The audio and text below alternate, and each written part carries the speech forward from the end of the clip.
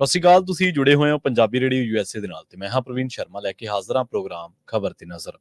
ਖਬਰ ਤੇ ਨਜ਼ਰ ਪ੍ਰੋਗਰਾਮ ਦੇ ਵਿੱਚ ਕੀ ਅਹਿਮ ਤੇ ਕੀ ਖਾਸ ਖਬਰਾਂ ਨੂੰ ਲੈ ਕੇ ਚਰਚਾ ਕਰਨ ਦੇ ਲਈ ਜੁੜ ਚੁੱਕੇ ਨੇ ਮਿੰਟੂ ਗੁਰਸਰੀਆ ਜੀ। ਮਿੰਟੂ ਸਤਿ ਸ਼੍ਰੀ ਅਕਾਲ, ਸਵਾਗਤ ਹੈ ਜੀ ਪੰਜਾਬੀ ਰੇਡੀਓ USA ਤੇ। ਜੀ ਸ਼ੁਕਰੀਆ, ਸਾਰਿਆਂ ਨੂੰ ਸਤਿ ਸ੍ਰੀ ਅਕਾਲ ਜੀ। ਖਬਰ ਤੇ ਨਜ਼ਰ ਪ੍ਰੋਗਰਾਮ ਨੂੰ ਸਪਾਂਸਰ ਕਰਦੇ ਨੇ ਖਾਲਸਾ ਇੰਸ਼ੋਰੈਂਸ ਏਜੰਸੀ ਵਾਲੇ, ਜਿਨ੍ਹਾਂ ਤੋਂ ਤੁਸੀਂ ਹਰ ਤਰੀਕੇ ਦੀ ਇੰਸ਼ੋਰੈਂਸ ਲੈ ਸਕਦੇ ਹੋ। ਇੰਸ਼ੋਰੈਂਸ ਬਾਰੇ ਪਤਾ ਕਰਨ ਦੇ ਲਈ ਇਹਨਾਂ ਦਾ ਨੰਬਰ ਹੈ 408-272-2500। ਇਹ 1992 ਤੋਂ ਲਗਾਤਾਰ ਇੰਸ਼ੋਰੈਂਸ ਬਿਜ਼ਨਸ ਦੇ ਵਿੱਚ ਸ਼ਾਨਦਾਰ ਸੇਵਾਵਾਂ ਦੇ ਰਹੇ ਨੇ ਤੇ ਅਮਰੀਕਾ ਭਰ ਦੇ ਵਿੱਚ ਇੰਸ਼ੋਰੈਂਸ ਕਰਦੇ ਨੇ। ਅੱਜ ਹੀ ਡਾਇਲ ਕਰੋ 408-272-2500। ਟਰਕੀਅਨ ਇਮੀਗ੍ਰੇਸ਼ਨ ਲਾ ਫਰਮ ਵਾਲੀ ਜੇ ਟਰਕੀਅਨ ਟੌਨੀ ਟਰਕੀਅਨ ਦੇ ਨਾਲ ਤੁਸੀਂ US ਇਮੀਗ੍ਰੇਸ਼ਨ ਬਾਬਤ ਕੋਈ ਵੀ ਸਲਾਹ ਕਰਨੀ, ਕੋਈ ਵੀ ਸਵਾਲ ਪੁੱਛਣਾ ਹੈ ਤੇ ਉਹਨਾਂ ਦਾ ਨੰਬਰ ਹੈ 4159090503। Jaswinder Singh, Nachhattar Kaur Nagra Roswell, Charan Singh Sukhwinder Dhaliwal Arizona, Krishan Dhanota Yuba City, Baljinder Singh Nijjar Woodland, Paramjit Kaurangi Vacaville, Pritpal Singh Sidhu Fresno, GN ਲੀਵ ਵਾਲੇ ਟਰੱਕ ਵਾਸ਼ ਕਰਦੇ ਨੇ, ਆਇਲ ਚੇਂਜ ਕਰਦੇ ਨੇ, ਏਅਰ ਬ੍ਰੇਕਾਂ ਦਾ ਕੰਮ ਤਸੱਲੀ ਬਖਸ਼ ਕਰਦੇ ਨੇ, ਨਵੇਂ ਪੁਰਾਣੇ ਟਾਇਰ ਵੀ ਇਹਨਾਂ ਤੋਂ ਮਿਲਦੇ ਨੇ। ਲੋਕੇਸ਼ਨ ਸੈਂਤਾ ਨੀਲਾ ਦੀ ਨਿਮਾ ਸੋਤਾ ਦੇ ਨਾਲ ਗੱਲ ਕੀਤੀ ਜਾ ਸਕਦੀ ਹੈ 209-270-0113 ਤੇ। ਜੱਸੀ ਗਿੱਲ, ਭੁਪਿੰਦਰ ਸਿੰਘ, ਨਿਰਮਲ ਸਿੰਘ ਸੰਧੂ ਫੈਮਿਲੀ ਬੇਕਰਸਫੀਲਡ ਤੇ ਇੰਟੀਲਿਵ ਟਰੱਕ ਸਟਾਪ ਵਾਲੇ, ਇਹਨਾਂ ਸਾਰੇ ਹੀ ਸਪਾਂਸਰਸ ਦਾ ਬਹੁਤ ਬਹੁਤ ਧੰਨਵਾਦ। ਤੇ ਜੇਕਰ ਤੁਸੀਂ ਵੀ ਪੰਜਾਬੀ ਰੇਡੀਓ USA ਦੇ ਇਹਨਾਂ ਪ੍ਰੋਗਰਾਮਾਂ ਨੂੰ ਸਪਾਂਸਰ ਕਰਨਾ ਚਾਹੁੰਦੇ ਹੋ ਤਾਂ ਸਟੂਡੀਓ ਦਾ ਨੰਬਰ ਹੈ 4082725200। ਅੱਜ ਦਾ ਇਹ ਖਬਰ ਤੇ ਨਜ਼ਰ ਪ੍ਰੋਗਰਾਮ ਸਾਲ 2024 ਦੀ 18 ਮਾਰਚ ਦਾ ਪ੍ਰੋਗਰਾਮ ਹੈ ਤੇ ਦਿਨ ਅੱਜ ਸੋਮਵਾਰ ਹੈ। ਮਿੰਟੂ ਜੀ, ਖਬਰਾਂ ਦੇ ਵੱਲ ਆਈਏ। ਸ਼ੁਰੂਆਤ ਕਰੀਏ ਇਲੈਕਟੋਰਲ ਬੌਂਡ ਤੋਂ। ਆਪਾਂ ਕਈ ਦਿਨਾਂ ਤੋਂ ਇਹਦੇ ਬਾਰੇ ਚਰਚਾ ਕਰ ਰਹੇ ਹਾਂ, ਕਦੋਂ ਕਿਵੇਂ ਛਾਪੇ ਮਾਰੀਆਂ, ਕੀ ਸੁਪਰੀਮ ਕੋਰਟ ਦੀ ਸੁਣਵਾਈ ਦੇ ਵਿੱਚ ਹੋਇਆ, DY ਚੰਦਰਚੂੜ, ਪ੍ਰਸ਼ਾਂਤ ਭੂਸ਼ਣ, ADR, ਇਹਨਾਂ ਸਾਰਿਆਂ ਦੇ ਹਵਾਲਿਆਂ ਦੇ ਨਾਲ ਆਪਾਂ ਗੱਲਾਂ ਕਰ ਰਹੇ ਹਾਂ। ਹੁਣ ਅਕਾਲੀ ਦਲ ਨੂੰ ਵੀ ਮਿਲੇ ਸੀਗੇ ਇਲੈਕਟੋਰਲ ਬੌਂਡ ਜੀ। ਜੀ ਬਿਲਕੁਲ, ਦੇਖੋ ਇਲੈਕਟੋਰਲ ਬੌਂਡ ਜਿਹੜੇ ਆ ਉਹ ਇਹ ਨਹੀਂ ਹੈ ਕਿ ਕੱਲਾ ਭਾਰਤੀ ਜਨਤਾ ਪਾਰਟੀ ਨੂੰ ਮਿਲੇ ਆ। ਹੁਣ ਜੇ ਤੁਸੀਂ ਇਸ ਲਿਸਟ ਨੂੰ ਵੇਖੋਗੇ ਤਾਂ ਦੂਜੇ ਨੰਬਰ ਤੇ ਤਾਂ ਤ੍ਰਿਣਮੂਲ ਕਾਂਗਰਸ ਹੈ, ਮਮਤਾ ਬੈਨਰਜੀ ਵਾਲੀ। ਹਾਂਜੀ ਤਾਂ ਉਹਨਾਂ ਨੂੰ ਵੀ ਪੈਸੇ ਮਿਲੇ, ਯਾਨੀ ਖੇਤਰੀ ਪਾਰਟੀਆਂ ਨੂੰ ਵੀ ਪੈਸੇ ਮਿਲੇ ਆ। ਕੁਝ ਖੇਤਰੀ ਪਾਰਟੀਆਂ ਨੇ ਆਪਣਾ ਸਾਰਾ ਜਿਹੜਾ ਡਾਟਾ ਸੀਗਾ ਉਹ ਜਾਰੀ ਵੀ ਕਰ ਦਿੱਤਾ ਜੀ, ਯਾਨੀ ਦੱਸ ਦਿੱਤਾ ਕਿ ਭਾਈ ਜਿਵੇਂ ਹੁਣ ਸ਼ਰਦ ਪਵਾਰ ਸੀ, ਉਸਨੇ ਦੱਸ ਦਿੱਤਾ ਕਿ ਆ ਏਅਰਟੈਲ ਵਾਲੇ ਜਿਹੜੇ ਆ ਮਿੱਤਲ ਹੈ ਭਾਈ, ਇਹਨਾਂ ਤੋਂ ਚੰਦਾ ਅਸੀਂ ਲਿਆ। ਤਾਂ ਇਸੇ ਤਰ੍ਹਾਂ DMK, ਅੰਨਾ DMK, ਇਹਨਾਂ ਨੇ ਵੀ ਸੂਚੀ ਜਾਰੀ ਕਰ ਦਿੱਤੀ ਸੀ। ਮੇਰੇ ਖਿਆਲ ਦੇ ਨਾਲ ਸ਼ਾਇਦ ਆਮ ਆਦਮੀ ਪਾਰਟੀ ਨੇ ਵੀ ਕੀਤੀ ਹੈ, ਮੈਂ ਕਨਫਰਮ ਨਹੀਂ ਹੈ ਪਰ ਮੈਨੂੰ ਲੱਗਦਾ ਕੀਤੀ ਹੈ। ਤਾਂ ਗੱਲ ਇਹ ਆ ਕਿ ਹੁਣ ਭਾਜਪਾ ਤੇ ਦਬਾਅ ਵੱਧ ਰਿਹਾ ਤੇ ਅੱਜ ਫੇਰ ਸੁਣਵਾਈ ਹੋਈ ਆ, ਬਹੁਤ ਤਗੜੀ ਫਟਕਾਰ ਲਾਈ ਆ। ਅੱਜ ਫੇਰ ਸੁਪਰੀਮ ਕੋਰਟ ਫਾਰਮ ਦੇ ਵਿੱਚ ਸੀ, ਉਹਨਾਂ ਨੇ ਆਖਿਆ ਕਿ ਗੱਲ ਇਹ ਆ ਮਿੱਤਰੋ ਕਿ ਵੀਰਵਾਰ ਸ਼ਾਮ ਤੱਕ ਜੋ ਰਹਿੰਦੀ ਜਾਣਕਾਰੀ ਉਹ ਸਾਰੀ ਦੀ ਸਾਰੀ ਦੇ ਦਿਓ, ਬਸ ਗੱਲ ਖਤਮ ਜੀ। ਮਤਲਬ ਕਿ ਹੁਣ ਜਿਹੜੀ ਚੀਜ਼ ਦੀ ਕਮੀ ਆ ਕਿ ਸਿਰਫ ਇੱਕ ਯੂਨੀਕ ID ਜੋ ਹੁੰਦੀ ਹੈ ਕਿਸੇ ਵੀ ਇਲੈਕਟੋਰਲ ਬਾਉਂਡ ਦੀ, ਤਾਂ ਉਹਨੂੰ ਤੁਸੀਂ ਜਨਤਕ ਕਰਨਾ, ਬਾਕੀ ਫਿਰ ਕੰਮ ਆਪਣੇ ਆਪ ਹੀ ਹੋ ਜਾਣਾ। ਪਤਾ ਲੱਗ ਜਾਊਗਾ ਕਿ ਆਹ ਬਾਉਂਡ ਇੰਨੇ ਭੁਨਾਇਆ, ਆਹ ਬਾਉਂਡ ਇੰਨੇ ਕੈਸ਼ ਕਰਾਇਆ, ਮਤਲਬ ਕਿ ਕਿੱਥੇ ਰਿਡੀਮ ਹੋਇਆ। ਹਾਲਾਂਕਿ ਤਾਂ ਪਤਾ ਲੱਗ ਗਿਆ ਨਾ ਕਿ ਇਸ ਬੰਦੇ ਨੇ ਖਰੀਦਿਆ ਤੇ ਇਸ ਬੰਦੇ ਨੂੰ ਉਹਨੇ ਦਿੱਤਾ, ਪਰ ਜਿਹੜੀ ਪਾਰਟੀ ਹੈ ਮਤਲਬ ਕਿ ਪਾਰਟੀ ਨੇ ਕਹਿਤਾ ਜੀ ਸਾਨੂੰ ਇੰਨਾ ਆਇਆ, ਤਾਂ ਖਰੀਦਣ ਵਾਲੇ ਦਾ SBI ਨੇ ਕਹਿਤਾ ਕਿ ਇਹਨੇ ਖਰੀਦਿਆ, ਪਰ ਕਿਹਨੇ ਕਿਹਨੂੰ ਦਿੱਤਾ ਇਹਦਾ ਹੀ ਬਸ ਓਲਾ ਹੈ ਜੀ। ਹੁਣ ਇਹ ਵੀ ਓਲਾ ਹਟ ਜਾਊਗਾ ਤੇ ਸਭ ਕੁਝ ਸਾਫ਼ ਹੋ ਜਾਣਾ ਹੈ। ਤਾਂ ਭਾਰਤੀ ਜਨਤਾ ਪਾਰਟੀ ਹੋਵੇ ਜਾਂ ਕੁਝ ਹੋਰ ਪਾਰਟੀਆਂ ਹੋਣ, ਉਹਨਾਂ ਨੇ ਆਪਣਾ ਡਾਟਾ ਹਾਲੇ ਨਸ਼ਰ ਨਹੀਂ ਕੀਤਾ, ਪਰ ਸੁਪਰੀਮ ਕੋਰਟ ਨੇ ਆਖਿਆ ਕਿ ਵੀਰਵਾਰ ਸ਼ਾਮ ਤੱਕ ਇਹ ਕੰਮ ਹੋ ਜਾਣਾ ਚਾਹੀਦਾ। ਦੂਜੇ ਪਾਸੇ ਜੇ ਤੁਸੀਂ ਵੇਖੋਗੇ ਤਾਂ ਜਿੱਥੋਂ ਤੱਕ ਸਵਾਲ ਅਕਾਲੀ ਦਲ ਦਾ ਹੈ ਨਾ, ਤਾਂ ਇਹਨਾਂ ਨੂੰ ਜਿਹੜਾ ਚੰਦਾ ਮਿਲਿਆ ਅਪ੍ਰੈਲ 19 ਤੋਂ ਲੈ ਕੇ ਜਨਵਰੀ 22 ਦੇ ਦਰਮਿਆਨ, ਇਹਨਾਂ ਨੂੰ 7 ਕਰੋੜ 26 ਲੱਖ ਦਾ ਇਲੈਕਟੋਰਲ ਬੌਂਡ ਦੇ ਰਾਹੀਂ ਇਹ ਚੰਦਾ ਪ੍ਰਾਪਤ ਹੋਇਆ। ਮੇਰੇ ਖਿਆਲ ਦੇ ਨਾਲ ਜੇ ਮੈਂ ਗਲਤ ਨਹੀਂ ਤੇ ਇਹਦੇ ਵਿੱਚ ਫਾਸਟਵੇ ਦਾ ਹੀ 5 ਕਰੋੜ ਆ, ਫਾਸਟਵੇ ਦਾ, ਕਿਉਂਕਿ ਇਹਨੂੰ ਲਿਸਟ ਨੂੰ ਤੁਸੀਂ ਚੈੱਕ ਕਰ ਲੈਣਾ ਜਦੋਂ ਵੀ ਕਿਸੇ ਨੇ ਵੀ ਚੈੱਕ ਕਰਨੀ ਹੋਵੇ। ਤਾਂ ਜਿਹੜਾ F ਵਾਲਾ ਆਏਗਾ ਜਿਹਦੇ ਵਿੱਚ F ਨਾਲ ਜਿਹੜੀਆਂ ਕੰਪਨੀਆਂ ਹੋਣਗੀਆਂ F ਅੱਖਰ ਦੇ ਨਾਲ, ਤਾਂ ਉੱਥੇ ਫਾਸਟਵੇ ਦਾ ਜ਼ਿਕਰ ਆ। ਇਹਦਾ ਮਤਲਬ ਹੈ ਕਿ ਇਲੈਕਸ਼ਨ ਜਿਸ ਵੇਲੇ ਆ ਰਹੇ ਸਨ ਜਨਵਰੀ 19 ਵਾਲਾ, ਅਪ੍ਰੈਲ 19, ਤਾਂ ਇਲੈਕਸ਼ਨ ਲੜਿਆ ਜਾ ਰਿਹਾ ਸੀਗਾ ਨਾ, ਤੁਹਾਨੂੰ ਯਾਦ ਹੋਣਾ। ਤਾਂ ਉਸ ਵੇਲੇ ਮਤਲਬ ਕਿ ਉਹ ਮੈਂ ਅੰਕੜੇ ਦੇਖਿਆ ਕਿ ਅਪ੍ਰੈਲ 19 ਦੇ ਵਿੱਚ ਇਲੈਕਟੋਰਲ ਬੌਂਡ ਦੇ ਰੂਪ ਦੇ ਵਿੱਚ ਫਾਸਟਵੇ ਨੇ ਕਰੋੜ ਰੁਪਏ ਦੇ 5 ਇਲੈਕਟੋਰਲ ਬੌਂਡ ਖਰੀਦੇ। ਤਾਂ ਫਿਰ ਜ਼ਾਰਾ ਜੀ ਗੱਲ ਹੈ ਕਿ ਹੋ ਸਕਦਾ ਅਕਾਲੀ ਦਲ ਨੂੰ ਗਿਆ। ਤਾਂ ਇਸ ਤਰ੍ਹਾਂ ਕੁੱਲ ਮਿਲਾ ਕੇ ਕਹਿ ਲਓ ਕਿ ਇਹਨਾਂ ਕੋਲ ਜਿਹੜਾ ਆਇਆ ਹੈ ਬੌਂਡਾਂ ਦਾ ਚੰਦਾ, ਉਹ ਕੋਈ ਜ਼ਿਆਦਾ ਨਹੀਂ ਹੈਗਾ, ਜ਼ਿਆਦਾ ਨਹੀਂ ਹੈ। ਹਾਂ ਇਹ ਸੀਗਾ ਕਿ ਜੇ ਮੰਨ ਲਓ ਸੱਤਾ 'ਚ ਰਹਿੰਦੇ ਅਕਾਲੀ, ਤਾਂ ਸ਼ਾਇਦ ਇਹ ਅੰਕੜਾ ਬਹੁਤ ਜ਼ਿਆਦਾ ਹੋ ਸਕਦਾ ਸੀਗਾ। ਤਾਂ ਕੁੱਲ ਮਿਲਾ ਕੇ ਹੁਣ ਵੀਰਵਾਰ ਤੇ ਸਭ ਦੀ ਨਿਗਾਹ ਗੱਡੀ ਪਈ ਆ ਕਿ ਬਈ ਕਿਸ ਤਰ੍ਹਾਂ ਫਿਰ ਜਿਹੜਾ ਕੋਈ ਰਹਿ ਗਿਆ, ਹੁਣ ਜਿਵੇਂ ਹਾਥੀ ਤਾਂ ਲੰਘ ਗਿਆ, ਪੂਛ ਰਹਿ ਗਈ, ਪੂਛ ਵੀ 10% ਦੀ ਰਹਿ ਗਈ ਆ, ਉਹ ਵੀ ਹੁਣ ਨਿਕਲ ਜਾਊਗੀ ਤੇ ਕੰਮ ਸਾਰਾ ਹੋ ਜਾਣਾ। ਪਰ ਭਾਰਤੀ ਜਨਤਾ ਪਾਰਟੀ ਪ੍ਰਵੀਨ ਜੀ ਕਿਤੇ ਨਾ ਕਿਤੇ ਦਬਾਅ ਦੇ ਹੇਠ ਹੈਗੀ ਹੈ, ਜਿਸ ਤਰ੍ਹਾਂ ਪਾਰਟੀਆਂ ਨੇ ਆਪੋ ਆਪਣਾ ਡਾਟਾ ਜਿਹੜਾ ਉਹ ਨਸ਼ਰ ਕੀਤਾ ਹੈ, ਪਰ ਇਹ ਦਬਾਅ ਵੀ ਬਣ ਰਿਹਾ ਸੀਗਾ ਕਿ ਤੁਸੀਂ ਆਪਣੇ ਆਪ ਨੈਤਿਕ ਤੌਰ ਤੇ ਜੇ ਤੁਸੀਂ ਸਹੀ ਹੋ, ਜੈਨੂਇਨ ਹੋ, ਤੁਸੀਂ ਕੋਈ ਚੋਰੀ ਨਹੀਂ ਕੀਤੀ, ਤੁਸੀਂ ਕਿਸੇ ਠੱਗ ਤੋਂ ਨਹੀਂ ਲਿਆ, ਤਾਂ ਜਿਹੜੀਆਂ ਪਾਰਟੀਆਂ ਰਹਿੰਦੀਆਂ ਭਾਈ ਉਹ ਡਾਟਾ ਨਸ਼ਰ ਕਰ ਦੇਣ ਆਪਣੇ ਆਪ, ਸਾਖਤਾ ਵੀ ਸਾਫ਼ ਹੈ। ਪਰ ਜਿਵੇਂ ਆਪਾਂ ਦੇਖਿਆ ਵਿਚਾਰਿਆ ਨਾ ਕਿ ਕਿਸੇ ਕੰਪਨੀ ਦਾ ਨੈਟ ਪ੍ਰੋਫਿਟ ਹੈ 2 ਕਰੋੜ, ਦੇ ਰਿਹਾ 60 ਕਰੋੜ, ਪੈਸਾ ਉਹ ਕਿੱਥੋਂ ਆਉਣਾ ਹੈ ਜੀ ਕੱਲ ਨੂੰ। ਤੇ ਜਿਹੜੀ ਵੀ ਪਾਰਟੀ ਦੇ ਹਿੱਸੇ 'ਚ ਇਸ ਤਰ੍ਹਾਂ ਦਾ ਚੰਦਾ ਗਿਆ, ਉਹ ਤਾਂ ਰੌਲਾ ਪੈ ਜਾਊਗਾ ਕਿ ਤੁਸੀਂ ਤੇ ਬਈ ਅੱਜ ਕੱਲ ਹੁਣ ਬਲੈਕ ਮਨੀ, ਜਿੱਦਾਂ ਫਰਜ਼ ਕਰੋ ਜੇ ਕੱਲ ਨੂੰ ਇਸ ਤਰ੍ਹਾਂ ਦੀ, ਕਿਉਂਕਿ ਐਂਟਰੀਆਂ ਤਾਂ ਹੋਈਆਂ ਨੇ ਇਦਾਂ ਦੀਆਂ, ਨੈਟ ਪ੍ਰੋਫਿਟ ਜਿਹਦਾ 200 ਕਰੋੜ ਆ ਉਹ ਦੇਖ ਲਓ ਤਾਂ 1300 ਕਰੋੜ, ਤਾਂ ਇਹ ਤਾਂ ਬਹੁਤ ਵੱਡਾ ਸਕੈਮ ਬਣ ਗਿਆ ਨਾ। ਜੀ ਤਾਂ ਹੁਣ ਡੀਐਮਕੇ ਨੇ 500 ਕਰੋੜ ਉਹਨਾਂ ਤੋਂ ਲੈ ਲਿਆ, ਤਾਂ ਜਿਹੜਾ ਰਹਿੰਦਾ 800 ਕਰੋੜ ਉਹ ਸਾਫ਼ ਹੋ ਜਾਊਗਾ ਕਿ ਜੇ ਉਹ ਭਾਜਪਾ ਦੇ ਖਾਤੇ 'ਚ ਗਿਆ ਤਾਂ ਫਿਰ ਬਹੁਤ ਵੱਡਾ ਵਿਵਾਦ ਹੋ ਜਾਏਗਾ ਕਿ ਤੁਸੀਂ ਤੇ ਖੁਦ ਮਨੀ ਲਾਂਡਰਿੰਗ ਸ਼ੁਰੂ ਕਰ ਦਿੱਤੀ ਹੈ।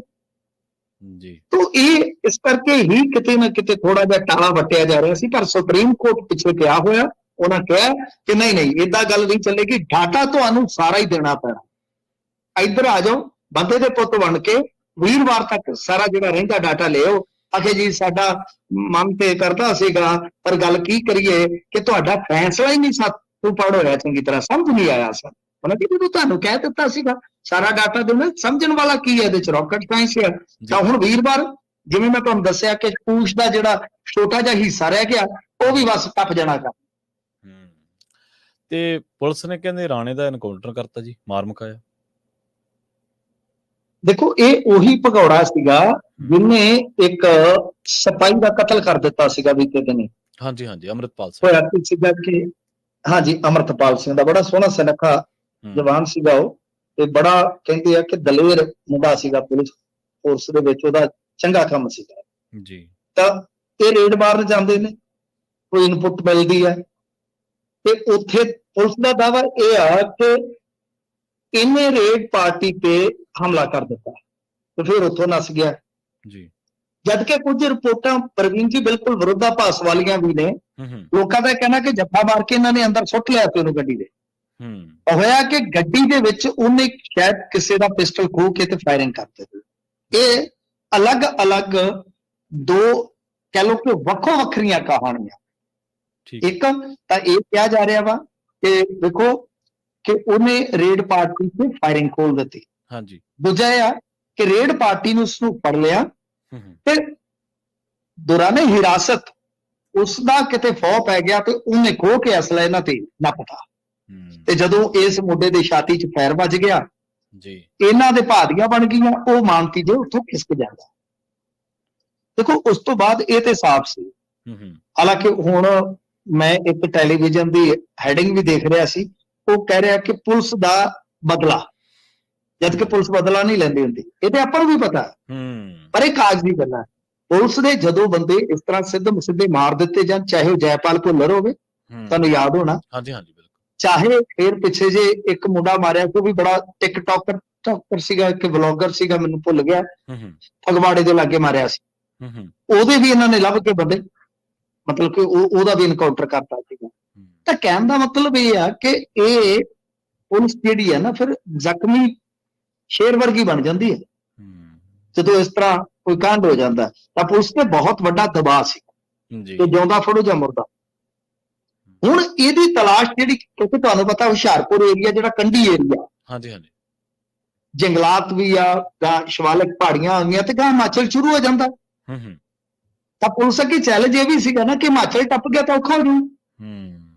ਇਹ ਫਿਰ ਹਿਸਾਬ ਲਾ ਲਓ ਕਈ ਥਾਣਿਆਂ ਦੀ, ਜਾਂ ਹੋ ਸਕਦਾ ਕੋਈ ਹੋਰ ਵੀ ਆਸੇ ਪਾਸੇ ਜ਼ਿਲ੍ਹਿਆਂ ਦੇ ਵੀ ਪੁਲਿਸ ਹੋਵੇ, ਇਹਨਾਂ ਨੇ ਫਿਰ ਜੰਗਲ ਵੇਲੇ ਹੰਡੇ ਨੇ ਜੀ, ਹੰਡ ਕੇ। ਤੇ ਹੁਣ ਇੱਕ ਖਬਰ ਆ ਰਹੀ ਆ ਤੁਹਾਡੇ ਨਾਲ ਜੁੜਨ ਤੋਂ ਕੁਝ ਮਿੰਟ ਪਹਿਲਾਂ ਪ੍ਰਵੀਨ ਜੀ, ਕਿ ਭੰਗਲਾ ਦੇ ਲਾਗੇ ਇਹਨੂੰ ਮਾਰ ਦਿੱਤਾ ਗਿਆ ਜੀ। ਹੁਣ ਇਨਕਾਊਂਟਰ ਕਿਵੇਂ ਹੋਇਆ, ਕਦ ਹੋਇਆ, ਬਈ ਇਹਦੇ ਬਾਰੇ ਤੇ ਜਿਵੇਂ ਆਪਾਂ ਕਹਿ ਲਈਏ ਕਿ ਗੱਲਾਂ ਤਰ੍ਹਾਂ ਤਰ੍ਹਾਂ ਦੀਆਂ ਹੋਣਗੀਆਂ, ਪਰ ਪੁਲਿਸ ਮੇਰੇ ਖਿਆਲ ਦੇ ਨਾਲ ਇਹਨੂੰ ਜਿਉਂਦਾ ਫੜਨ ਵਾਸਤੇ ਜਾਈ ਨਹੀਂ ਸੀ ਰਹੀ, ਹਿਸਾਬ ਸੀ, ਕਿਉਂਕਿ ਪੁਲਿਸ ਫੋਰਸ ਦੇ ਵਿੱਚ ਬਹੁਤ ਜ਼ਿਆਦਾ ਗੁੱਸਾ ਸੀਗਾ। ਪੁਲਿਸ ਫੋਰਸ ਨੇ ਇਹਨੂੰ ਜਿਉਂਦਾ ਫੜਨਾ ਵੀ ਨਹੀਂ ਸੀ। ਇਸ ਕਰਕੇ ਹੁਣ ਤੁਸੀਂ ਦੇਖੋ, ਗੱਲ ਤੇ ਇਹ ਹੈ ਨਾ ਕਿ ਕਿਸੇ ਆਮ ਆਦਮੀ ਨੇ ਵੀ, ਯਾਨੀ ਸਮਾਜ ਦੇ ਵਿੱਚੋਂ ਕਿਸੇ ਨੇ ਆਵਾਜ਼ ਵੀ ਨਹੀਂ ਚੁੱਕਣੀ ਹੁਣ। ਹਾਲਾਂਕਿ ਮੇਰਾ ਮੰਨਣਾ ਹੈ ਕਿ ਜੇ ਜਿਉਂਦਾ ਫੜਿਆ ਜਾ ਸਕਦਾ ਸੀ ਉਹਨੂੰ ਫੜਨਾ ਚਾਹੀਦਾ, ਪਰ ਜਿਵੇਂ ਹੁਣ ਜਿਸ ਤਰ੍ਹਾਂ ਦੀ ਹਾਲਾਤ ਨੇ ਪੁਲਿਸ ਦੇ, ਆਪਾਂ ਪਿਛਲੀਆਂ ਵੀ ਕੁਝ ਮਿਸਾਲਾਂ ਦਿੱਤੀਆਂ, ਕਿ ਉਦੋਂ ਬਾਅਦ ਫਿਰ ਇਹ ਬੰਦੇ ਨੂੰ ਮਤਲਬ ਕਿ ਸਮਝਦੇ ਆ ਵੀ ਇਹਨੂੰ ਠੋਕ ਦਿਓ। ਕਿਉਂ? ਕਿਉਂਕਿ ਜਨਤਾ ਦੀ ਹਮਦਰਦੀ ਪੁਲਿਸ ਦੇ ਨਾਲ ਹੁੰਦੀ ਹੈ, ਤੇ ਫਿਰ ਤੁਹਾਨੂੰ ਪਤਾ ਸਰਕਾਰ ਤੇ ਵੀ ਦਬਾਅ ਹੁੰਦਾ ਕਿ ਭਾਈ ਬੰਦੇ ਮਰ ਰਹੇ ਨੇ ਸਾਡੇ, ਅਸੀਂ ਕੀ ਕਰੀਏ। ਪੁਲਿਸ ਦਾ ਅੰਦਰੂਨੀ ਦਬਾਅ ਵੀ ਆ ਨਾ। ਇਸ ਕਰਕੇ ਇਨਕਾਊਂਟਰ ਦਾ ਹੋ ਗਿਆ, ਕਿਹੜੀਆਂ ਪਰਿਸਥਿਤੀਆਂ ਚ ਹੋਇਆ, ਸੋ ਥੋੜਾ ਆਪਾਂ ਨੂੰ ਵੇਟ ਕਰਨਾ ਪਏਗਾ। ਮੇਰੇ ਕੋਲ ਕੋਈ ਜ਼ਿਆਦਾ ਤਫਸੀਲ ਨਹੀਂ ਹੈ ਇਸ ਬਾਬਤ, ਪਰ ਮੁੱਢਲੀ ਰਿਪੋਰਟ ਇਹੀ ਹੈ ਕਿ ਇਹਨੂੰ ਭੰਗਲਾਂ ਦੇ ਲਾਗੇ ਮਾਰ ਦਿੱਤਾ ਗਿਆ। ਜੀ ਜੀ। ਤੇ ਉਧਰ ਅੰਮ੍ਰਿਤਪਾਲ ਸਿੰਘ ਦੇ ਮਾਪਿਆਂ ਨੇ ਭੁੱਖ ਹੜਤਾਲ ਤੋੜ ਦਿੱਤੀ ਹੈ ਜੀ। ਹਾਂਜੀ, ਦੇਖੋ ਇੱਥੇ ਇਕੱਠ ਸੀਗਾ ਵੀਕਐਂਡ ਤੇ ਅੰਮ੍ਰਿਤਸਰ ਵਿਖੇ, ਤਾਂ ਉਸ ਇਕੱਠ ਨੂੰ ਫੇਲ ਕਰਨ ਵਾਸਤੇ ਸਰਕਾਰ ਨੇ ਫੜੋ ਫੜਾਈ ਸ਼ੁਰੂ ਕਰ ਦਿੱਤੀ। ਭਾਨਾ ਸਿੱਧੂ ਘੜੀਸ ਕੇ ਲੈ ਗਿਆ। ਲੱਖਾ ਸਿਧਾਣਾ ਅੱਜ ਕਹਿ ਰਿਹਾ ਸੀਗਾ ਕਿ ਮੁੱਕੀਆਂ ਮਾਰ ਮਾਰ ਕੇ ਮੇਰੀ ਤੇ ਪੱਗ ਵੀ ਲਾ ਦਿੱਤੀ ਆ। ਫਿਰ ਇਸ ਤੋਂ ਇਲਾਵਾ ਵਕੀਲ ਖਾਰਾ ਸਾਹਿਬ ਹੋਣ, ਚਾਹੇ ਬਾਬਾ ਰਾਮ ਸਿੰਘ, ਬਹੁਤ ਸਾਰੇ ਹੋਰ, ਇੱਥੋਂ ਤੱਕ ਕਿ ਜਿਹੜੇ ਸ਼ਾਇਦ ਐਸਪੀਪੀ ਦੇ ਸੈਕਟਰੀ ਆ ਗਰੇਵਾਲ ਸਾਹਿਬ, ਉਹਨਾਂ ਨੂੰ ਵੀ ਇਹਨਾਂ ਨੇ ਰੋਕ ਦਿੱਤਾ। ਮਤਲਬ ਕਿ ਬਹੁਤ ਵੱਡੇ ਪੱਧਰ ਤੇ ਫੜੋ ਫੜਾਈ ਹੋਈ ਸੀ, ਪਰ ਬਾਵਜੂਦ ਇਸ ਤੇ ਇਕੱਠ ਠੀਕ ਠਾਕ ਹੋ ਗਿਆ ਉੱਥੇ। ਹਾਲਾਂਕਿ ਆਪਾਂ ਬਹੁਤ ਵੱਡਾ ਇਕੱਠ ਨਹੀਂ ਕਹਿ ਸਕਦੇ, ਪਰ ਬਹੁਤ ਥੋੜਾ ਇਕੱਠ ਵੀ ਨਹੀਂ ਸੀ, ਇਕੱਠ ਠੀਕ ਠਾਕ ਹੋ ਗਿਆ, ਜਿਹਨੂੰ ਐਵਰੇਜ ਆਪਾਂ ਕਹਿ ਦਿੰਦੇ ਜੀ। ਤਾਂ ਉੱਥੇ ਫਿਰ ਇਹ ਕੁਝ ਪ੍ਰੋਗਰਾਮ ਜਿਹੜੇ ਆ ਉੱਥੇ ਉਲੀਕੇ ਗਏ ਨੇ, ਵਿਚਾਰ ਵਟਾਂਦਰਾ ਹੋਇਆ। ਤਾਂ ਉਸ ਤੋਂ ਬਾਅਦ ਅੱਜ ਫਿਰ ਇਹ ਖਬਰ ਆਉਂਦੀ ਆ ਕਿ ਜਿਹੜੀ ਭੁੱਖ ਹੜਤਾਲ ਇੱਥੇ ਚੱਲ ਰਹੀ ਸੀ ਸਿਲਸਿਲੇਵਾਰ ਤਰੀਕੇ ਨਾਲ, ਉਹਨੂੰ ਤੋੜ ਦਿੱਤਾ ਗਿਆ। ਇਹ ਸੁਣਨ ਦੇ ਵਿੱਚ ਆਇਆ ਕਿ ਸ੍ਰੀ ਅਕਾਲ ਤਖਤ ਸਾਹਿਬ ਦੇ ਜਥੇਦਾਰ ਦੇ ਆਦੇਸ਼ ਤੇ ਇਹ ਭੁੱਖ ਹੜਤਾਲ ਜਿਹੜੀ ਤੋੜੀ ਗਈ ਹੈ। ਵੈਸੇ ਤੁਹਾਨੂੰ ਯਾਦ ਹੋਣਾ ਰਾਜੋਆਣਾ ਦੇ ਮਾਮਲੇ ਦੇ ਵਿੱਚ ਵੀ ਇਸ ਤਰ੍ਹਾਂ ਹੀ ਜਥੇਦਾਰ ਸਾਹਿਬ ਨੇ ਇੰਟਰਵੀਨ ਕੀਤਾ ਸੀਗਾ।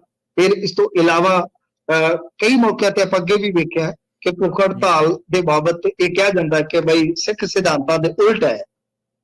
ਤਾਂ ਹੁਣ ਇਹ ਵੀ ਕਿਤੇ ਨਾ ਕਿਤੇ ਕਹਿ ਲਓ ਕਿ ਸਵਾਲ ਉੱਠ ਰਿਹਾ ਕਿ ਫਿਰ ਭੁੱਖ ਹੜਤਾਲ ਜਿਹੜੀ ਡਿਬਰੂਗੜ੍ਹ ਚੱਲਦੀ ਆ, ਕਿ ਉਹ ਵੀ ਟੁੱਟ ਜਾਏਗੀ। ਤੇ ਇਹਦੇ ਬਾਰੇ ਵੀ ਖਬਰ ਇਹ ਆ ਰਹੀ ਆ ਕਿ ਸ਼ਾਇਦ ਇੱਕ ਜੋ ਇਕੱਠ ਦੇ ਵਿੱਚੋਂ ਅਪੀਲ ਗਈ ਆ ਅਕਾਲ ਤਖਤ ਸਾਹਿਬ ਤੇ ਕਿ ਭਾਈ ਤੁਸੀਂ ਏਦਾਂ ਕਰੋ ਕਿ 5 ਸਿੰਘ ਜਿਹੜੇ ਆ ਉਹ ਇੱਥੋਂ ਭੇਜੋ ਡਿਬਰੂਗੜ੍ਹ, ਤਾਂ ਕਿ ਉੱਥੇ ਵੀ ਅਰਦਾਸ ਕਰਕੇ ਵੀ ਭੁੱਖ ਹੜਤਾਲ ਜਿਹੜੀ ਉਹ ਤੜਵਾ ਦਿੱਤੀ ਜਾਵੇ। ਆਪਾਂ ਅੱਗੇ ਵੀ ਵੇਖਿਆ ਰਾਜੋਆਣਾ ਦੇ ਮਾਮਲੇ 'ਚ, ਮੈਂ ਜਿਵੇਂ ਤੁਹਾਨੂੰ ਮਿਸਾਲ ਦਿੱਤੀ, ਇੱਥੇ ਵੀ ਆ ਗਿਆ ਕਿ ਭੁੱਖ ਹੜਤਾਲ ਜਿਹੜੀ ਹੈ, ਫਿਰ ਤੁਹਾਨੂੰ ਪਤਾ ਜਦੋਂ ਇਸ ਤਰ੍ਹਾਂ ਕੌਮ ਦੇ ਮੋਹਤਬਰ ਬੰਦੇ ਕਹਿੰਦੇ ਆ ਤਾਂ ਮੋੜਨਾ ਵੀ ਔਖਾ ਹੋ ਜਾਂਦਾ ਹੈ ਨਾ। ਸੋ ਇਸ ਵਾਸਤੇ ਹੁਣ ਡਿਬਰੂਗੜ੍ਹ ਵਾਲੀ ਜਿਹੜੀ ਭੁੱਖ ਹੜਤਾਲ ਆ ਉਹਦੇ ਤੇ ਵੀ ਹੈ ਕਿ ਸ਼ਾਇਦ ਉਹ ਟੁੱਟ ਜਾਏਗੀ। ਤੇ ਬਾਕੀ ਜਿਹੜੀ ਮੰਗ ਹੈ ਉਹ ਸਭ ਨੂੰ ਪਤਾ, ਉਹ ਤਾਂ ਰੈਪੀਟੀਸ਼ਨ ਹੋ ਜਾਏਗਾ। ਕਿ ਮੰਗ ਤੇ ਇਹੋ ਆ ਕਿ ਜਿਹੜੇ ਡਿਬਰੂਗੜ੍ਹ ਦੇ ਵਿੱਚ ਨਜ਼ਰਬੰਦ ਨੇ ਉਹਨਾਂ ਨੂੰ ਇੱਥੇ ਲਿਆਂਦਾ ਜਾਵੇ, ਪੰਜਾਬ ਦੀ ਜੇਲ੍ਹ ਵਿੱਚ ਲਿਆਂਦਾ ਜਾਵੇ। ਜਦ ਕਿ ਪੰਜਾਬ ਸਰਕਾਰ ਜਿਹੜੀ ਆ ਉਹ ਕੋਈ ਵੀ ਲੱਤ ਨਹੀਂ ਲਾ ਰਹੀ ਇਸ ਮਾਮਲੇ 'ਚ, ਨਾ ਤਾਂ ਕੋਈ ਸਪਸ਼ਟ ਜਵਾਬ ਦਿੰਦੇ ਆ, ਨਾ ਕੋਈ ਸਪਸ਼ਟ ਉਹਨਾਂ ਦੇ ਨਾਲ ਗੱਲਬਾਤ ਕਰਦੇ ਆ। ਤੇ ਇਸ ਤੋਂ ਇਲਾਵਾ ਕੇਂਦਰ ਸਰਕਾਰ ਨੇ ਤਾਂ ਫਿਰ ਗੱਲ ਕਰਨੀ ਹੋ ਕੀ ਆ, ਤੁਹਾਨੂੰ ਪਤਾ ਹੀ ਆ। ਤਾਂ ਪੰਜਾਬ ਸਰਕਾਰ ਹਾਲ ਫਿਲਹਾਲ ਮਤਲਬ ਕਿ ਜੋ ਉਹਦੇ ਚਾਲ ਢਾਲ ਤੋਂ ਲੱਗਦਾ ਹੈ ਕਿ ਪੰਜਾਬ ਸਰਕਾਰ ਜਿਹੜੀ ਹੈ ਉਹ ਇਸ ਰੌਂ ਦੇ ਵਿੱਚ ਹੈ ਨਹੀਂ ਕਿ ਜਿਹੜੇ ਡਿਬਰੂਗੜ੍ਹ ਦੇ ਬੰਦੀ ਆ ਉਹਨਾਂ ਨੂੰ ਇੱਥੇ ਲਿਆਂਦਾ ਜਾਵੇ। ਜੀ।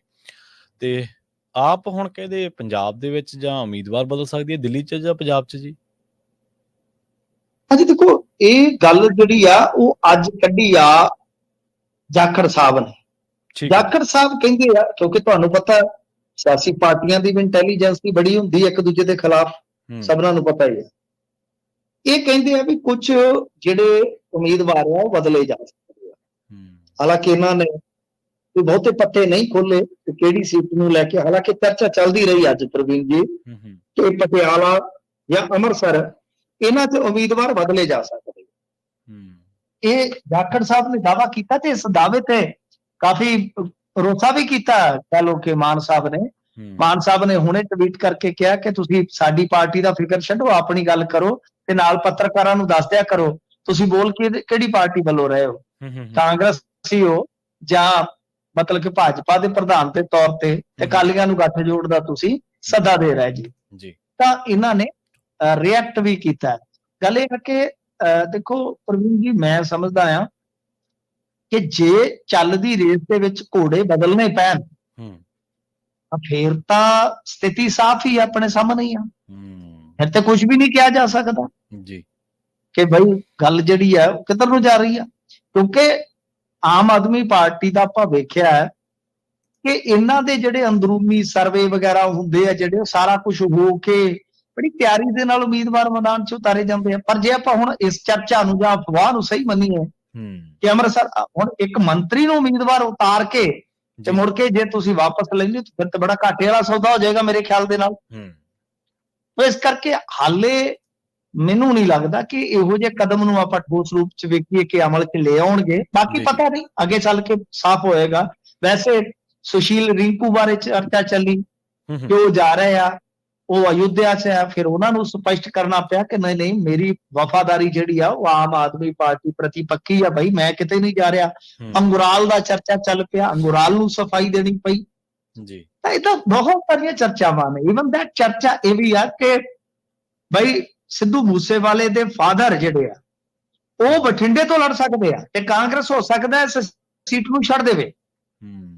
ਆਜ਼ਾਦ ਲੜਨ ਦੇ ਵੀ ਕਹਿ ਲੋ ਕਿ ਖਿਆਲਾਤ ਹੈਗੇ ਆ, ਕਿਤੇ ਨਾ ਕਿਤੇ ਚਰਚੇ ਹੈਗੇ ਆ ਜੀ ਕਿ ਬਾਅਦ ਚ ਵੇਖੀ ਜਾਊਗੀ। ਕਿਉਂਕਿ ਤੁਹਾਨੂੰ ਪਤਾ ਉਹਨਾਂ ਦੇ ਘਰ ਖੁਸ਼ੀ ਆਈ ਆ ਤੇ ਇਸ ਮੌਕੇ ਤੇ ਰਾਜਾ ਵੜਿੰਗ ਜੀ ਵੀ ਗਏ ਨੇ, ਅਮਰਤਾ ਵੜਿੰਗ ਜੀ ਗਏ ਨੇ ਤੇ ਇੱਕ ਲੀਡਰ ਇਹਨਾਂ ਦਾ ਜਿਹੜਾ ਤੁਹਾਨੂੰ ਪਤਾ ਕਾਂਗਰਸੀਆਂ ਦਾ ਉਹ ਗੈਰ ਕਾਂਗਰਸੀਆਂ 'ਚ ਵੀ ਬੜਾ ਪਪੂਲਰ ਆ ਤੇ ਮਤਲਬ ਕਿ ਪਿੱਛੇ ਜੇ ਜੇਲ੍ਹ 'ਚ ਵੀ ਰਹਿ ਕੇ ਆਇਆ, ਕਾਫੀ ਰੌਲਾ ਪਿਆ, ਉਹ ਬਹੁਤ ਐਕਟਿਵ ਹੈ ਇਸ ਵੇਲੇ। ਠੀਕ ਹੈ ਜੀ। ਤੇ ਉਹ ਦਿੱਲੀ ਸੀ ਤੇ ਚਰਚਾ ਇਸ ਗੱਲ ਤੇ ਵਿਚਾਰ ਕੀਤਾ ਜਾ ਰਿਹਾ ਕਿ ਬਲਕੌਰ ਸਿੰਘ ਨੂੰ ਆਜ਼ਾਦ ਲੜਾ ਕੇ ਮਤਲਬ ਕਿ ਕਾਂਗਰਸ ਆਪਣਾ ਕੈਂਡੀਡੇਟ ਜਿਹੜਾ ਨਾ ਦੇ। ਇਹਨਾਂ ਗੱਲਾਂ ਤੇ ਚਰਚਾ ਚੱਲ ਰਹੀ ਹੈ ਪਰ ਹਾਲੇ ਇਧਰੋਂ ਫੈਸਲਾ ਆਉਣਾ ਬਾਕੀ ਹੈ। ਸੋ ਬਹੁਤ ਕੁਝ ਚੱਲ ਰਿਹਾ ਹੈ ਤਾਂ ਦੇਖੋ ਕੀ ਆ। ਪਰ ਇਹ ਕਹਿ ਲੋ ਕਿ ਜਾਖੜ ਸਾਹਿਬ ਨੇ ਅੱਜ ਕੱਚ ਚੋਂ ਮੂੰਗਲੀ ਕੱਢ ਮਾਰੀ ਆ ਤੇ ਪਤਾ ਨਹੀਂ ਬਈ ਹੁਣ ਇਹਦੇ ਪਿੱਛੇ ਕਿਹੜੀ ਇਹਨਾਂ ਦੀ ਜਾਣਕਾਰੀ ਜਾਂ ਕਿਹੜੇ ਇਹਨਾਂ ਦੇ ਵਸੀਲੇ ਆ ਜੀ। ਤੇ ਪੰਜਾਬ ਦੇ ਵਿੱਚੋਂ ਹਜ਼ਾਰਾਂ ਹੋਰਡਿੰਗ ਤੇ ਫਲੈਕਸ ਲਾਏ ਗਏ ਆ ਜੀ। ਹਾਂਜੀ ਦੇਖੋ, ਇਹ ਤਾਂ ਫਿਰ ਕੋਡ ਆਫ ਕੰਡਕਟ ਲੱਗਣ ਤੋਂ ਬਾਅਦ ਇਹ ਲਾਉਣੇ ਪੈਣੇ ਆ। ਪਰ ਸਭ ਤੋਂ ਜਿਹੜੀ ਮਾੜੀ ਗੱਲ ਇਹ ਆ ਕਿ ਜੋ ਕਹਿੰਦੇ ਹੁੰਦੇ ਆ ਮੈਂ ਮਹਿੰਦਰ ਮਾਸਟਰ ਦਾ ਮੁੰਡਾ, ਚਲੋ ਯਾਰ ਵਧੀਆ ਗੱਲ ਹੈ, ਮਾਸਟਰ ਦੇ ਮੁੰਡੇ ਹੋ ਤੁਸੀਂ ਕਿ ਬਾਈ ਅਧਿਆਪਕਾਂ ਤੋਂ ਕੋਈ ਗਲਤ ਕੰਮ ਅਸੀਂ ਨਹੀਂ ਕਰਵਾਉਣਾ, ਗੈਰ ਵਿਦਿਅਕ ਕੰਮ ਨਹੀਂ ਕਰਵਾਉਣਾ। ਤੇ ਆਹ ਵੇਖ ਲਓ ਹੁਣ ਕਿ ਮਾਸਟਰਾਂ ਨੂੰ ਕਿਹਾ ਜਾ ਰਿਹਾ ਕਿ ਪਿੰਡਾਂ ਦੇ ਵਿੱਚੋਂ ਤੁਸੀਂ ਇਸ ਤਰ੍ਹਾਂ ਦੇ ਸਾਰੇ ਫਲੈਕਸ ਜਿਹੜੇ ਆ ਉਤਾਰ ਕੇ ਤੇ ਉਹ ਭੇਜੋ ਜੀ, ਸਰਟੀਫਿਕੇਟ ਭੇਜੋ। ਹੁਣ ਕਿਸੇ ਦੀ ਕੰਧ ਤੇ, ਤੁਹਾਡੀ ਕੰਧ ਤੇ ਕੋਈ ਇਸ ਤਰ੍ਹਾਂ ਦਾ ਬਣਿਆ, ਕੋਈ ਲੱਗਿਆ ਤਾਂ ਅਗਲਾ ਹੁਣ ਕਿਵੇਂ ਮਟਾਉਣ ਦੇਗਾ ਜਾਂ ਕਿਵੇਂ ਉਹ ਸਰਟੀਫਿਕੇਟ ਦੇਗਾ, ਤਾਂ ਇਹ ਵੀ ਪੰਗਾ ਪਿਆ ਹੋਇਆ। ਤਾਂ ਖੈਰ ਹਜ਼ਾਰਾਂ ਫਲੈਕਸ ਹੋਰਡਿੰਗਸ ਉਹ ਤਾਂ ਉਤਰਦੇ ਹੁੰਦੇ ਕਿਉਂਕਿ ਤੁਹਾਨੂੰ ਪਤਾ ਕੋਡ ਆਫ ਕੰਡਕਟ ਜਿਹੜਾ ਹੁੰਦਾ ਨਾ, ਇਹ ਕੋਡ ਆਫ ਕੰਡਕਟ 3 ਤਰ੍ਹਾਂ ਨਾਲ ਲਾਗੂ ਹੁੰਦਾ ਹੈ ਜੀ। ਮੈਂ ਜੇ ਤੁਹਾਨੂੰ ਦੱਸਾਂ, ਵੈਸੇ ਕੋਡ ਆਫ ਕੰਡਕਟ ਤੇ ਸਾਰੇ ਜਾਣੂ ਆ, ਪਰ ਕੋਡ ਆਫ ਕੰਡਕਟ ਨਾ 3 ਤਰ੍ਹਾਂ ਨਾਲ ਲਾਗੂ ਹੁੰਦਾ। ਇੱਕ ਤਾਂ ਇਹ ਆ ਕਿ ਰਾਜਨੀਤਿਕ ਦਲ ਜਾਂ ਉਮੀਦਵਾਰ ਜਿਹੜੇ ਉਹਨਾਂ ਤੇ, ਨੇਤਾਵਾਂ ਤੇ, ਠੀਕ ਹੈ ਨਾ ਜੀ, ਕਿ ਬਈ ਕਿਸੇ ਦੇ ਘਰ 'ਚ ਇਜਾਜ਼ਤ ਤੋਂ ਬਗੈਰ ਤੁਸੀਂ ਝੰਡਾ ਬੈਨਰ ਨਹੀਂ ਲਾ ਸਕਦੇ, ਨਫ਼ਰਤ ਨਹੀਂ ਫੈਲਾ ਸਕਦੇ, ਕੋਈ ਲਾਲਚ ਦੇ ਕੇ ਵੋਟ ਨਹੀਂ ਮੰਗ ਸਕਦੇ, ਇਤਿਹਾਦਕ ਠੀਕ ਹੈ ਨਾ ਜੀ। ਇੱਕ ਲਾਗੂ ਹੁੰਦਾ ਮੰਤਰੀਆਂ ਤੇ ਮੁੱਖ ਮੰਤਰੀ ਤੇ ਜੀ, ਠੀਕ ਹੈ ਨਾ ਜੀ, ਜਾਂ ਵਿਧਾਇਕਾਂ ਤੇ। ਮਤਲਬ ਕਿ ਮੁੱਖ ਮੰਤਰੀ ਆਪਣੇ ਜ਼ਿਲ੍ਹਾ ਅਧਿਕਾਰੀਆਂ ਦੇ ਨਾਲ ਵੀਡੀਓ ਕਾਨਫਰੰਸਿੰਗ ਨਹੀਂ ਕਰ ਸਕਦੇ, ਜਾਂ ਜਿਹੜੇ ਮੰਤਰੀ ਆ ਉਹ ਆਫੀਸ਼ੀਅਲ ਵਿਜ਼ਿਟ ਦੇ ਵਿੱਚ ਕੰਪੇਨ ਨਹੀਂ ਕਰ ਸਕਦੇ। ਇੱਕ ਹੁੰਦਾ ਅਧਿਕਾਰੀਆਂ ਕੋਡ ਆਫ ਕੰਡਕਟ। ਅਧਿਕਾਰੀਆਂ ਤੇ ਜਿਹੜਾ ਉਹ ਹੁੰਦਾ ਕਿਸੇ ਦੀ ਕੋਈ ਬਦਲੀ ਨਹੀਂ ਹੋਏਗੀ, ਨਵੀਂ ਨਿਯੁਕਤੀ ਨਹੀਂ ਹੋਏਗੀ ਬਿਨਾਂ ਮਨਜ਼ੂਰੀ ਤੋਂ। ਤੇ ਸਭ ਤੋਂ ਵੱਡੀ ਗੱਲ ਹੁੰਦੀ ਆ ਕਿ ਜੋ ਇਲੈਕਸ਼ਨ ਦੇ ਵਿੱਚ ਅਧਿਕਾਰੀਆਂ ਦੀ ਡਿਊਟੀ ਹੁੰਦੀ ਆ, ਉਹਨਾਂ ਨੇ ਇਹ ਜ਼ਰੂਰੀ ਲਾਜ਼ਮ ਕਰਨਾ ਹੁੰਦਾ ਹੈ, ਯਕੀਨੀ ਕਰਨਾ ਹੁੰਦਾ ਹੈ ਕਿ ਕਿਸੇ ਨੇਤਾ ਜਾਂ ਮੰਤਰੀ ਜਿਹੜਾ ਹੈ ਬਈ ਉਹ ਇਹਨਾਂ ਦੇ ਆ ਕੇ ਰਹਿائش ਤੇ ਮਿਲੇ। ਤੇ ਸਭ ਤੋਂ ਵੱਡੀ ਗੱਲ ਕਿ ਸਰਕਾਰ ਦੀਆਂ ਜਿਹੜੀਆਂ ਉਪਲਬਧੀਆਂ ਹੁੰਦੀਆਂ, ਉਹਦੀਆਂ ਮਸ਼ਹੂਰੀਆਂ ਹੁੰਦੀਆਂ, ਜੋ ਹੋਰਡਿੰਗਸ ਵਗੈਰਾ ਹੁੰਦੇ, ਉਹ ਸਾਰੇ ਜਿਹੜੇ ਆ ਉਹ ਹਟਾਉਣੇ ਹੁੰਦੇ। ਤਾਂ ਇਹ ਹਿੱਸੇ ਆ ਗਿਆ। ਜਿਵੇਂ ਮੈਂ ਕੋਡ ਆਫ ਕੰਡਕਟ ਨੂੰ 3 ਹਿੱਸਿਆਂ 'ਚ ਵੰਡ ਦਿੱਤਾ।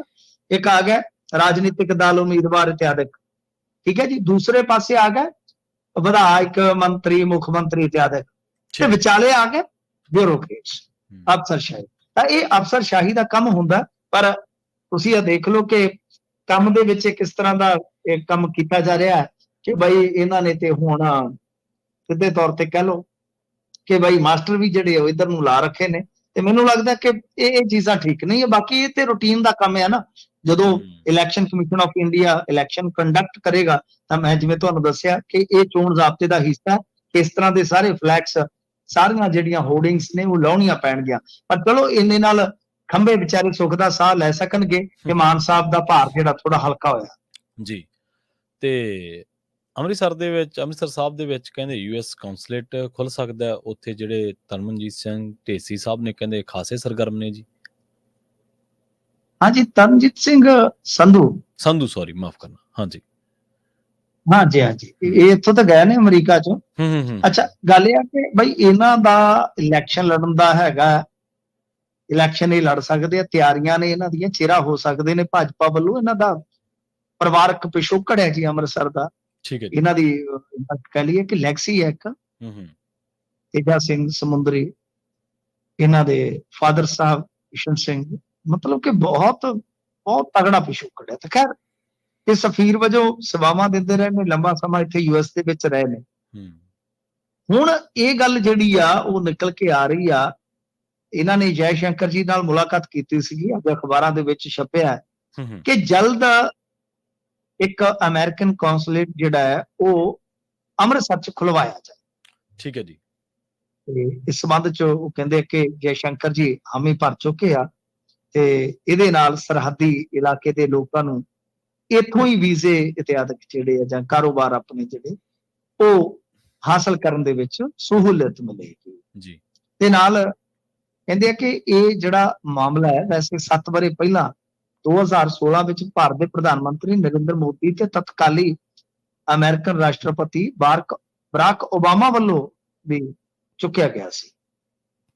ਮਤਲਬ ਕਿ 2 ਨਵੇਂ ਕੌਂਸੂਲੇਟ ਜਿਹੜੇ ਆ ਖੋਲੇ ਜਾਣੇ ਆ। ਉਦੋਂ ਦੋਨਾਂ ਦੇਸ਼ਾਂ ਦੀ ਸਹਿਮਤੀ ਬਣੀ। ਚਲੋ ਵਧੀਆ ਗੱਲ ਆ। ਦੇਖੋ ਇਹੀ ਤੇ ਫਰਕ ਹੁੰਦਾ ਹੈ ਨਾ, ਪਾਰਟੀ ਕੁਝ ਵੀ ਹੋਵੇ, ਕੋਈ ਵੀ ਹੋਵੇ, ਵਿਚਾਰਧਾਰਾ ਸਾਹਮਣੇ ਵਾਲੇ ਦੀ ਕੋਈ ਵੀ ਹੋਵੇ, ਪ੍ਰਵੀਨ ਜੀ ਕੋਈ ਫਰਕ ਨਹੀਂ ਪੈਂਦਾ। ਜੇ ਇੰਨਾ ਪੜ੍ਹਿਆ ਲਿਖਿਆ ਬੰਦਾ, ਇੰਨਾ ਹੰਢਿਆ ਤਜਰਬੇ ਤੋਂ, ਜਿਹਦਾ ਕਹਿ ਲਓ ਕਿ ਆਪਦਾ ਪਰਿਵਾਰਕ ਪਿਛੋਕੜ ਬਹੁਤ ਤਗੜਾ ਹੈ, ਤਾਂ ਉਹ ਜੇ ਕੋਈ ਇਸ ਤਰ੍ਹਾਂ ਦੇ ਕੰਮ ਕਰਵਾਉਂਦੇ ਤੇ ਮੇਰੇ ਖਿਆਲ ਦੇ ਨਾਲ ਕੋਈ ਮਾੜੀ ਗੱਲ ਨਹੀਂ। ਕਰਾ ਕੇ ਦਿਖਾਉਣ। ਇਹ ਨਾ ਹੋਵੇ ਕਿ ਹੁਣ 4 ਦਿਨ ਹੱਲਾ ਲਾਲਾ ਕਰਕੇ ਵੋਟਾਂ ਵਾਟਾਂ ਪਵਾ ਕੇ ਮੁੜ ਕੇ ਹਾਰ ਜਿੱਤ ਦਾ ਫੈਸਲਾ ਹੋ ਜਾਵੇ ਤੇ ਤੁਸੀਂ ਨਿਕਲਦੇ ਬਣੋ। ਗੱਲ ਇਹ ਕਿ ਕਈ ਸਮੱਸਿਆਵਾਂ ਨੇ ਹੋਰ ਜਿਹੜੀਆਂ ਇਹ ਹੱਲ ਕਰਵਾ ਸਕਦੇ, ਕਿਉਂਕਿ ਮੋਦੀ ਸਾਹਿਬ ਨਾਲ, ਮੋਦੀ ਸਰਕਾਰ ਦੇ ਨਾਲ ਇਹਨਾਂ ਦਾ ਤਾਲਮੇਲ ਅੱਛਾ। ਤੇ ਮੈਂ ਤਾਂ ਚਾਹੁੰਦਾ ਕਿ ਸਿੱਖ ਕੌਮ ਦੇ ਕੁਝ ਹੋਰ ਕੰਮ ਵੀ ਕਰਨੇ ਅੱਗੇ ਲੱਗ ਕੇ ਜੀ। ਕਿੰਨੇ ਬੰਦੇ ਹੈਗੇ ਆ, ਮਨਜਿੰਦਰ ਸਿੰਘ ਸਿਰਸਾ ਹੋਰੀ ਊਂ ਹੀ ਬਿਆਨ ਦਾਗੀ ਜਾਂਦੇ, ਕੁਝ ਕਰਵਾ ਵੀ ਲਵੋ। ਹੈਗੇ ਆ ਇਕਬਾਲ ਸਿੰਘ ਲਾਲਪੁਰਾ ਹੈਗੇ। ਜੇ ਇਹ ਆ ਗਏ ਆ ਤਾਂ ਯਾਨੀ ਕੰਮ ਕਰਵਾਓਗੇ ਤਾਂ ਤੁਸੀਂ ਬਾਈ ਵੋਟਾਂ ਵੀ ਪੈ ਜਾਣਗੀਆਂ ਤੁਹਾਨੂੰ। ਪਰ ਜੇ ਇਕੱਲੇ ਹੁਣ ਏਦਾਂ ਹੀ ਬਸ ਫੋਟੋ ਖਿਚਾ ਕੇ ਟਵਿੱਟਰ ਤੇ ਪਾਤੀ, ਫੇਸਬੁੱਕ ਤੇ ਕੰਧ ਤੇ ਟੰਗਤੀ, ਤਾਂ ਬਸ ਉਹ ਤਾਂ ਫਿਰ ਲੋਕ ਵੀ ਸਮਝਦੇ ਹੀ ਆ। ਜੀ ਮਿੰਟੂ ਜੀ, ਇਹਨਾਂ ਖਾਸ ਖਬਰਾਂ ਤੇ ਖਾਸ ਜਾਣਕਾਰੀਆਂ ਦੇ ਲਈ ਤੁਹਾਡਾ ਬਹੁਤ ਬਹੁਤ ਧੰਨਵਾਦ ਜੀ। ਸ਼ੁਕਰੀਆ ਜੀ। ਪ੍ਰੋਗਰਾਮ ਖਬਰ ਤੇ ਨਜ਼ਰ ਨੂੰ ਆਪਾਂ ਇੱਥੇ ਹੀ ਸਮਾਪਤ ਕਰਾਂਗੇ। ਤੁਹਾਡਾ ਸਾਰਿਆਂ ਦਾ ਵੀ ਬਹੁਤ ਧੰਨਵਾਦ। ਸਤਿ ਸ਼੍ਰੀ ਅਕਾਲ। ਜੁੜੇ ਰਹੋ ਪੰਜਾਬੀ ਰੇਡੀਓ USA ਦੇ ਨਾਲ।